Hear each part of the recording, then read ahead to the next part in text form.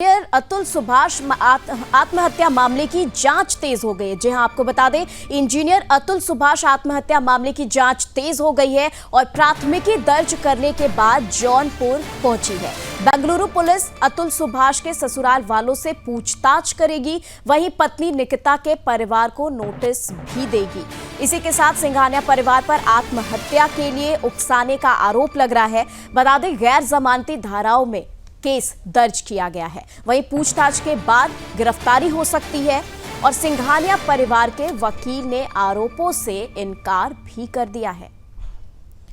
तो बड़ी खबर आपको बता दें, जहां पर सिंघानिया परिवार के वकील ने आरोपों से इनकार कर दिया है, वहीं पुलिस पूछताछ करेगी ससुराल वालों से और उसके बाद एक्शन लिया जाएगा। आपको बता दें, गैर जमानती धाराओं में मुकदमा दर्ज किया गया है। सिंघानिया परिवार पर आत्महत्या के आरोप लगाए गए हैं। सिंघानिया परिवार पर आत्महत्या के लिए उकसाने का आरोप लगाया गया है। इसी के साथ ससुराल वालों से पुलिस पूछताछ करेगी। बता दें आपको, प्राथमिकी दर्ज करने के बाद जौनपुर पहुंची है पुलिस। पूरा मामला जो है वो इंजीनियर अतुल सुभाष आत्महत्या मामले से बताया जा रहा है।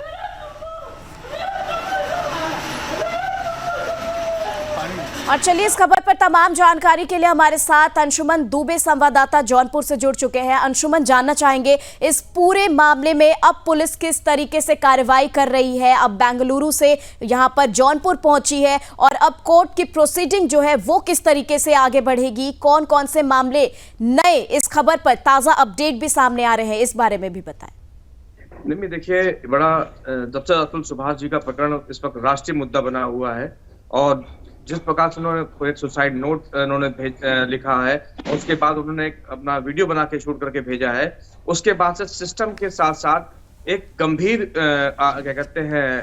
आरोप लग रहे हैं कि सिस्टम जिस प्रकार से काम कर, जुडिशरी जिस तरह से काम करती है, पुलिस की जो जांच होती है वो किस तरह से काम करती है, और एक आदमी जो शादी करता है इस उम्मीद से कि उसका घर परिवार आगे बढ़ेगा और आगे बढ़ करके उसके समाज में उसको एक नई क्या कहते हैं पोजीशन पे लेके आएगा। लेकिन हो ये रहा है कि जिस प्रकार से लोग शादियों का में मामले में इस प्रकार से बढ़ते जा रहे हैं कि लोग पत्नियां आती हैं, 2-4 दिन साथ में रहती हैं, उसके बाद फिर वो चली आती है मायके, उसके बाद क्या कहते हैं आरोप लगते हैं कि दहेज की मांग हो रही है और तमाम तरह के आरोप लगाए जाते हैं। अतुल सुभाष के मामले में अभी ये है कि पुलिस बेंगलोर से जो पुलिस आई है और आत्महत्या का उन्होंने उकसाने का केस दर्ज किया है और रहेंगी जिसकी फॉर्मेलिटीज पूरी कर लेंगी। फिलहाल पुलिस जांच करने के लिए आई है और जो पुलिस जो क्या कहते हैं पत्नी है उनकी, उसके ऊपर उनसे बातचीत करेगी, उनके परिवार वालों से बातचीत करेगी, सिंघानिया निकिता सिंघानिया के परिवार से। लेकिन वो निकिता सिंघानिया के जो परिवार वाले हैं वो लगातार कह रहे हैं कि जो बात करनी है हमारे वकील से करिए, और जहां पुलिस पूछताछ करेगी उसमें वकील का वो सहयोग चाहते हैं। पूरा प्रकरण जब से सामने आया है पूरे देश में भूचाल सा मचा पड़ा है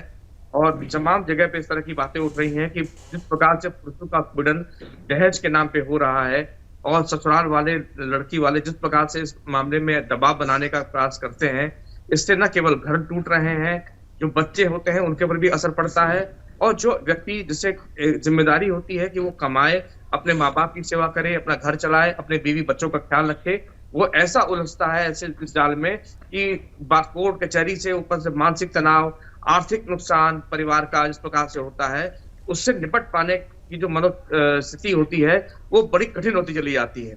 यहाँ पे जिस प्रकार से जिसने बताया कि 40 बार उसको जौनपुर आना पड़ा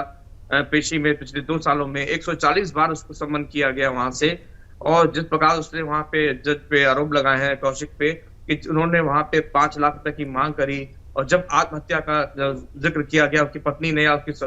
ने कहा तुम आत्महत्या क्यों नहीं कर लेते, उस विषय पे जिस प्रकार से वो जज उन्होंने कहा कि जज वहां पे हंसी मुस्कुराई और कहा कि उन्होंने कि ये सब पारिवारिक मामले हैं, झूठे केस होते रहते हैं, तुम लोग आपस में सेटलमेंट कर लो और मैं सेटलमेंट के 5 लाख रुपए लूंगी। ये एक बहुत गंभीर और बड़ा